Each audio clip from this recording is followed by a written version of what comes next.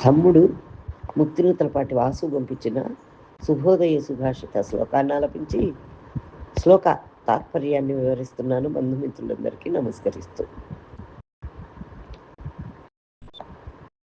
కందుకో భిత్తి నిక్షిప్త ఇవ ప్రతిఫలన్ముహు ఆపతత్యాత్మని ప్రాయో దోషోన్యస్య చికీర్షతః ఆపతత్యాత్మని ప్రాయో దోషోన్యస్య చికీర్షతః.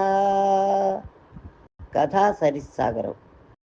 తాత్పర్యం: గోడకు కొట్టిన బంతి వెంటనే వేసిన చోటుకే తిరిగి వచ్చినట్టు ఇతరులకు చెడు చేద్దామని ప్రయత్నిస్తే ఆ చెడు మనకే జరుగుతుంది.